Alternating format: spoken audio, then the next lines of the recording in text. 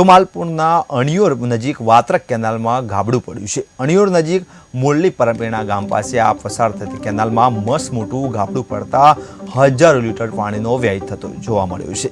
ગાબડું પડતા અધિકારીઓ અને હલકી કક્ષાની ગુણવત્તાની પોલ ખુલી ગઈ છે। ઉનાળામાં સિંચાઈ માટે ખેડૂતોને પાણી નથી મળી રહ્યું ને વાત્રક કેનાલમાં ગાબડું પડતા પાણી ખેતરમાં ઘૂસ્યા હતા અને હજારો લીટર પાણીનો વેડફાટ થયો હતો।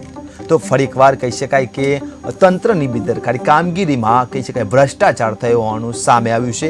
કેટલો ભ્રષ્ટાચાર તમે જોઈ શકો છો કે હજી તો ચોમાસાની શરૂઆત નથી, ઉનાળો ચાલુ છે, તેમ છતાં આ કેનાલમાં ગાબડું પડ્યું છે અને ગાબડું પડતા હજારો લીટર પાણીનો વેડફાટ થઈ રહ્યો છે।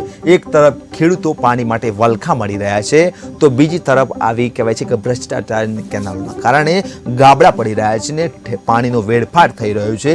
એક તરફ વલખા મળી રહ્યા છે ખેડૂતો તો બીજી તરફ પાણીનો વેડફાટ થઈ રહ્યો છે અને ખેતરોમાં પાણી ઘૂસી જવાથી પાકને પણ નુકસાન પહોંચ્યું છે અને ફરી એકવાર આ કહી શકાય કે ભ્રષ્ટાચારની પોલ ખુલી ગઈ છે।